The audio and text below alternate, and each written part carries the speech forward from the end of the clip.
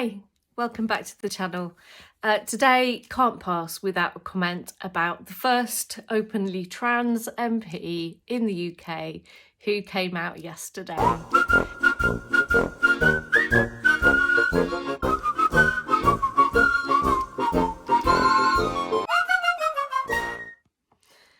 So, yesterday was a big old day because this guy called Jamie Wallis came out as trans.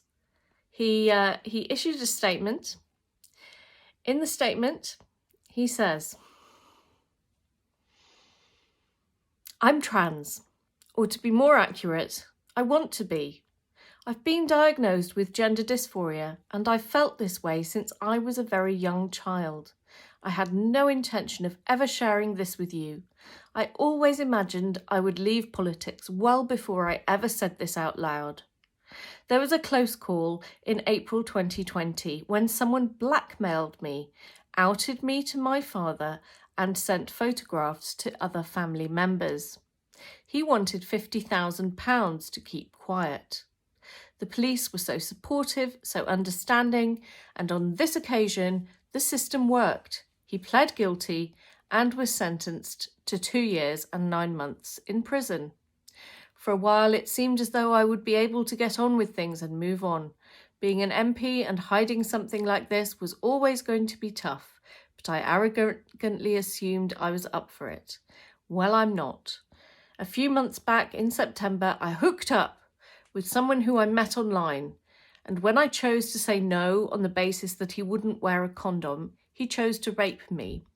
I have not been myself since this incident, and I don't think I will ever recover. It is not something you ever forget, and it is not something you ever move on from. Since then, things have taken a tumble. I am not okay. When I crashed my car on the 28th of November, I fled the scene. I did so because I was terrified. I have PTSD and I honestly have no idea what I was doing, except I was overcome by an overwhelming sense of fear.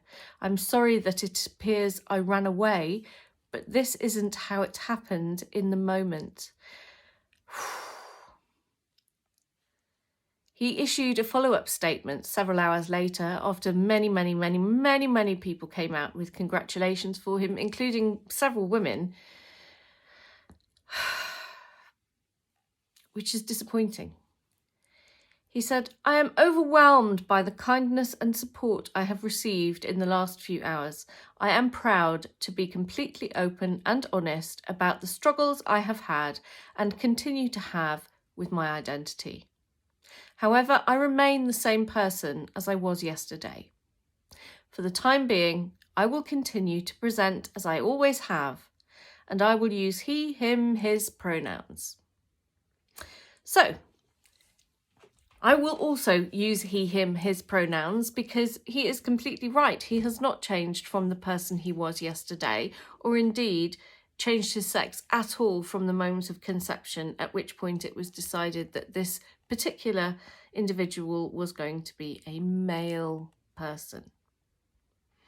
So why would an MP out of the blue issue a statement like that? What's it all about? I have some opinions. First, let's look a little bit into this guy's character. Who is Dr. Jamie Wallis? I keep calling him Dr. Jamie Wells. It's Dr. Jamie Wallis, MP for Bridgend. So we know that at the point that when he was elected in 2019, December 2019, it was reported that he was married and he had 2 daughters. So we know that he had a heterosexual marriage with a woman and had 2 daughters. What else did we know about him? We knew that he was a prominent businessman in Bridgend because it wasn't very long after he was elected that various allegations came out about the business practices employed by him and his father and their business associates, who formed a whole host of different shell companies inside each other to operate various mainly digital services, and I'll go on to talk about that in some detail. We also were under the impression at the point that he was elected that he had a science qualification because he has a legitimate chemistry degree from, I think, Oxford University. And he has then gone on to study for a PhD at Cardiff University. So there are lots and lots of different things about this guy. I'm going to take them one by one because it is quite a complex picture. So the first thing I'm going to talk about is Dr. Jamie Wallis's PhD.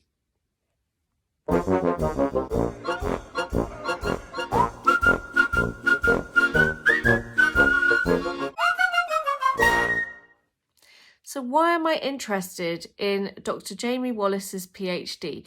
Well, he studied chemistry at Oxford and then did his PhD in Cardiff under a very unusual individual, a bloke called Dr. Wickramasinghe.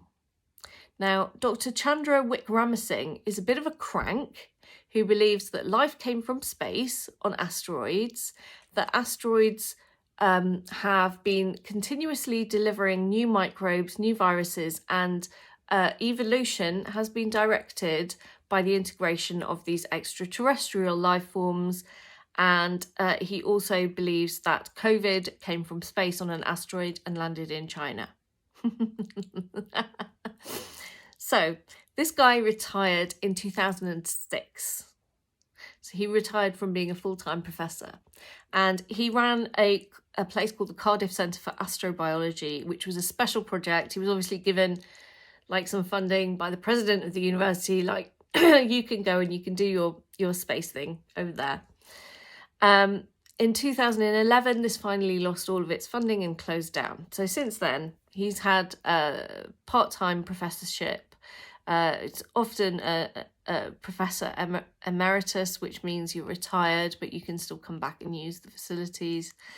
And he moved to like a private university in Buckinghamshire, which also set up like a special little astrobiology. It's like the meeting of astronomy and biology. That's what he does, like space, life in space. So he is the supervisor for Dr. Jamie Wallis's PhD. Now, he left full-time work at Cardiff University in 2006, and the unit ran out of funding in 2011. Now, Jamie Wallis's PhD wasn't presented until 2014.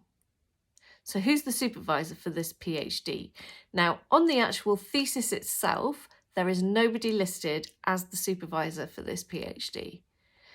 Is it legitimate? I have no idea.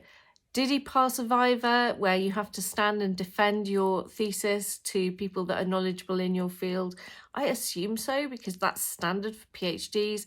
Who was it that he had to defend it to? Was it someone that was aware of the challenges from legitimate scientists about the entire body of work that Dr. Wickramasinghe has done? Interestingly, he also supervised the PhD that his father gained in a similar subject. The PhD that Jamie Wallis got was called, let me just get it absolutely right, Evidence of Panspermia, from Astronomy to Meteorites. So what that's talking about, panspermia, means that everywhere is covered with like tiny seeds of life. And they are microbes, bacteria, viruses, single-celled organisms of all sorts of different types.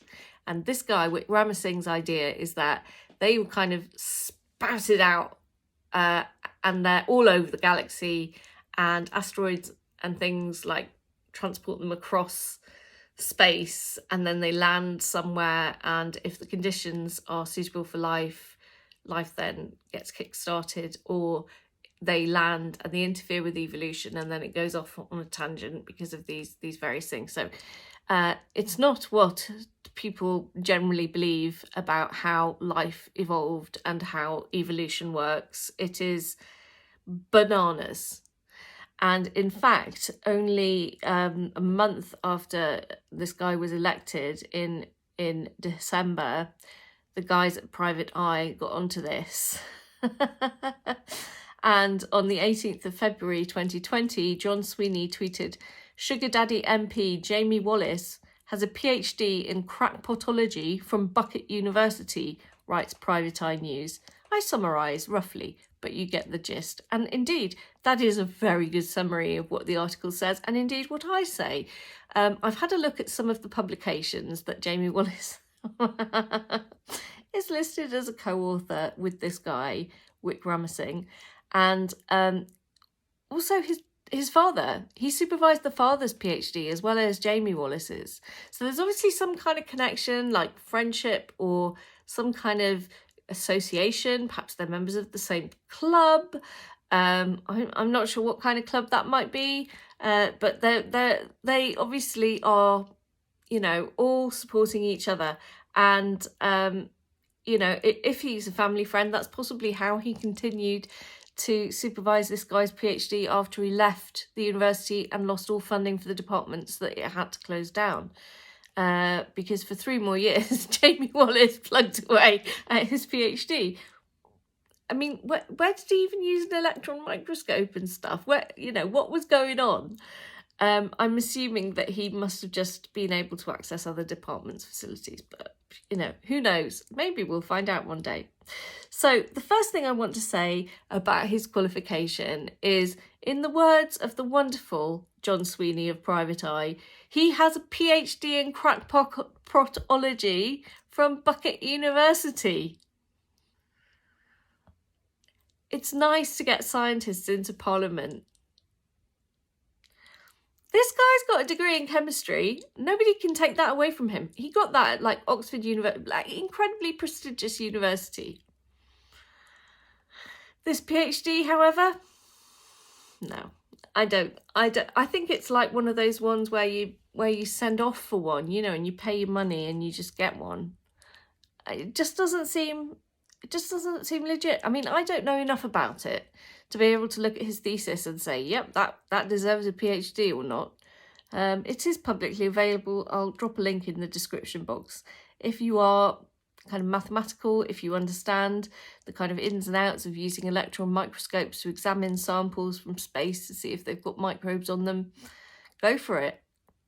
I find the whole thing very, very dodgy, especially when I looked up one of these papers and found that Dr. Wickramasinghe was saying that the sample proved that microbes were present in space. And when I looked closely at it, the samples were taken from an area that was 40 kilometres above the Earth, but still not in space, like it's in our little bubble of air that surrounds the planet. So it's evidence that there are microbes in the atmosphere. It's not evidence that they come on a meteorite from space. Crackpotology. Anyway, on to the next topic. Dodgy companies. So thanks for joining me for the video today. Talking about Dr. Jamie Wallis, MP.